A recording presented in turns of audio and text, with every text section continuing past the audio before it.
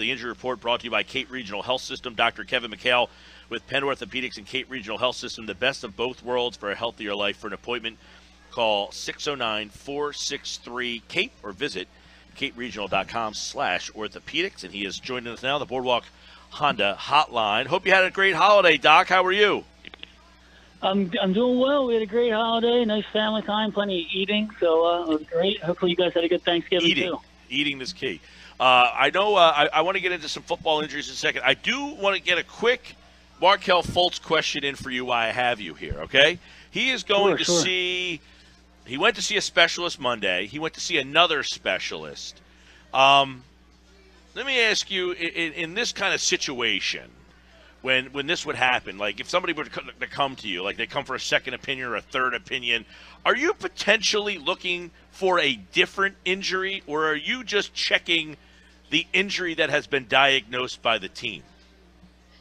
You know, when you're providing a second opinion, kind of in general, kind of across the board, no matter who the patient is, it's almost like you're starting over. You know, depending on what the injury is, obviously, if you already have some information, it's really important to find out what type of injury they had before, what type of treatment they had for that injury, and how they recovered from it. But it's also really important to say, all right, is there something else going on that people just kind of overlook that might be contributing to why they're still having symptoms? Is this old injury just not completely addressed because of whatever intervention they may have had might not have been adequate? So it's really important to get a good long history about what was already done, what was going on before. Look at some of those old studies, you know, the MRIs they got, the X-rays they got. You know, look at the old ones, comparing them to some new studies to find out has something changed over those, you know, months or weeks or whatever it may have been, to try to find out, is there something lingering from before, or is there something completely new that just wasn't addressed?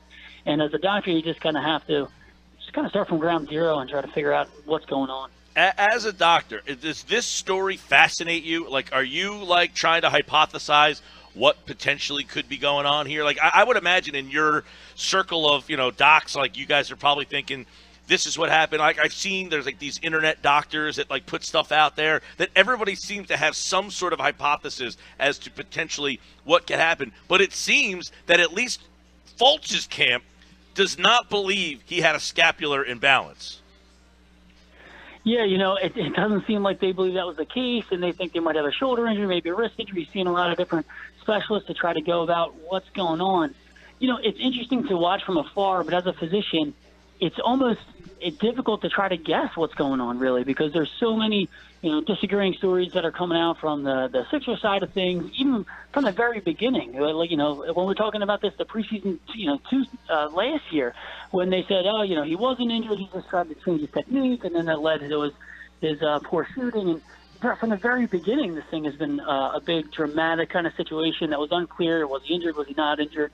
And it's been like that from the get-go. So it's almost fascinating to watch from afar, but it's tough to see because this guy's a really talented guy, and you want to see him do it well in the NBA, and you want to just, hopefully, if there is a true injury there, that it gets recognized and treated and get back to himself. Well, is there any this is something that I've read, and you know, I sent an email to you a couple of weeks ago, and you got back to me on some things about it. It seemed like they were talking about, you know, the mental aspect of, like, your brain says, hey, this hurts, so it kind of causes his hitch in that shot or whatever, and then he was bobbling the ball to try to trick his brain.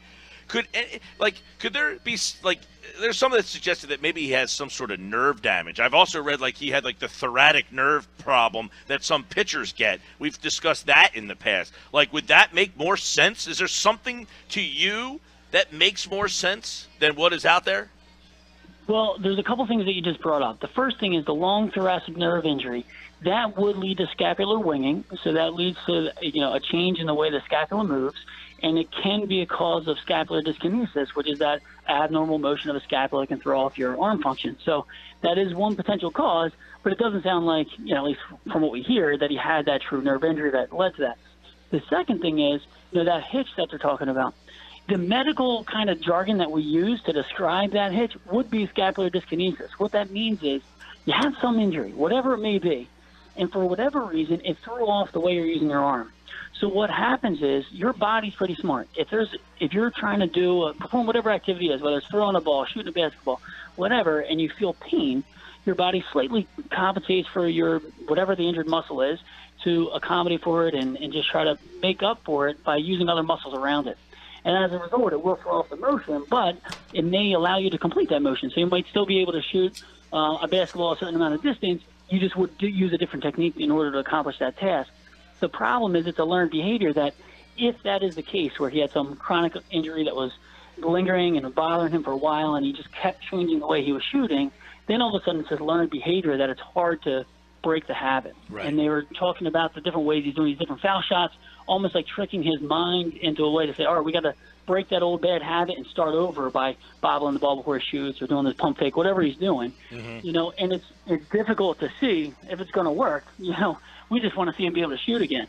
But we'll see what kind of happens in the end. This is wild. It's been wild. All right, real quick, couple football ones. Nigel Bradham, surgery to repair his broken thumb. It broke in 3 places in the game last week. He finishes the game. So have you seen where a player plays with the broken thumb, finishes the game with no cast or anything, and then the next week gets out there and plays? You know, honestly, yeah. And these guys are crazy. They're just really, really tough guys. We have these injury like these we call them like Monday morning injury clinic, when all the guys from the Sunday game come in, whoever says they're injured, and they come in and they get checked out.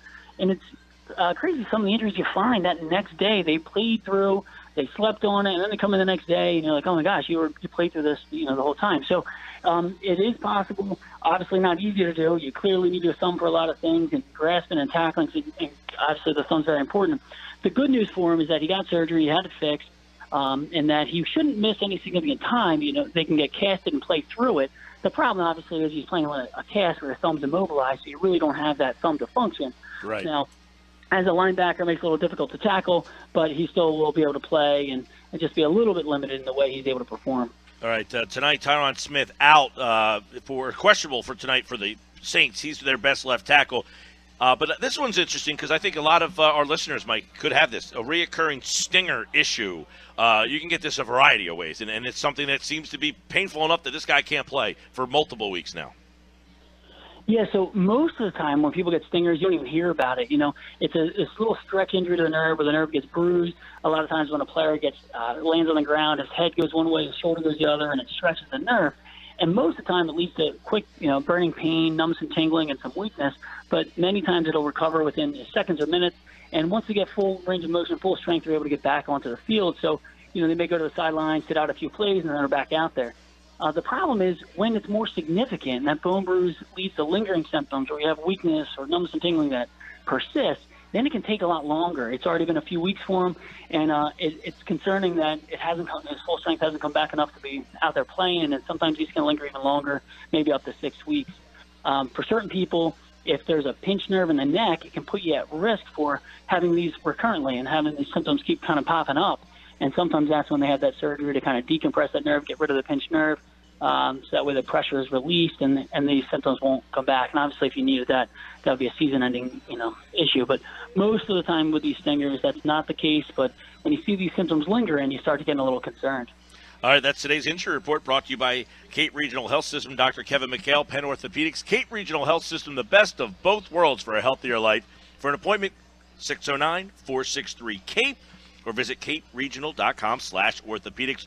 Good stuff today. That Fultz stuff, of course, probably will come up again at some point in one of our conversations here, I'm sure, once they get the results from these specialists. We're all anxiously waiting. Doc, we'll talk to you next week, pal. All right, sounds good. I'll talk to you guys soon.